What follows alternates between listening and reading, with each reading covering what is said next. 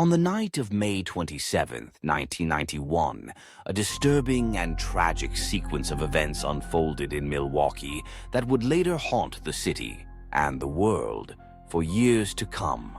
Konorak Syntha-Somphone, a 14-year-old Laotian boy, managed to escape from the apartment of Jeffrey Dahmer, a man who would later be recognized as one of the most notorious serial killers in American history. Dazed, disoriented, and partially clothed, Konorak wandered the streets, seeking help. His injuries were obvious, and he was clearly in distress. Fortunately, two concerned women found him and immediately called the police, hoping to save him from whatever horror he had just endured. When police officers arrived on the scene, they found a troubling sight. A frightened, incoherent young boy, bleeding and unable to communicate clearly. It was at this critical moment that Jeffrey Dahmer approached the officers, appearing calm and composed. Seizing the opportunity to regain control, Dahmer wove a convincing narrative. He told the officers that Konorak was actually his 19-year-old lover, and that they had simply had a lover's quarrel after drinking too much.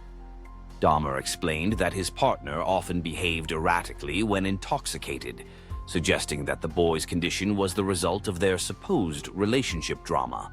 Despite the clear signs of distress, the officers chose to accept Dahmer's version of events. The neighborhood where this occurred was known for having a sizable LGBTQ+ community, and the officers, perhaps uncomfortable with the situation or eager to avoid becoming embroiled in what they perceived as a domestic dispute, did not press further.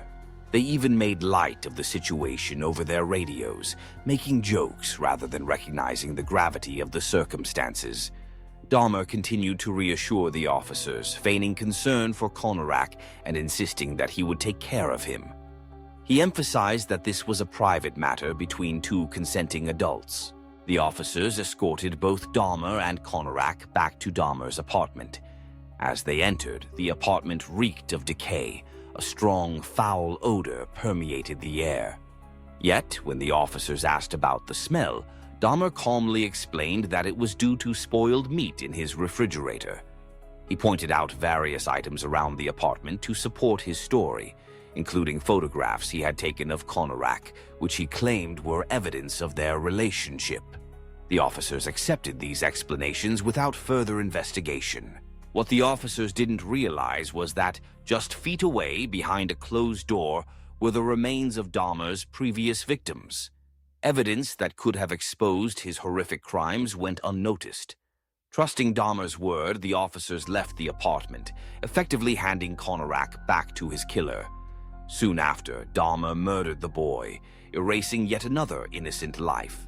This tragic case stands as a chilling example of manipulation and missed opportunities. Dahmer's ability to remain composed, spin a plausible story, and exploit the officers' discomfort with the situation allowed him to evade capture. It also sheds light on the dangers of prejudice and the importance of vigilance and empathy in law enforcement. If you found this story informative and want to learn more about true crime cases and the lessons they hold, make sure to subscribe to our channel and leave a comment below. Your engagement helps us bring you more in-depth explorations of the events that have shaped our world. Thank you for watching, and we look forward to hearing your thoughts.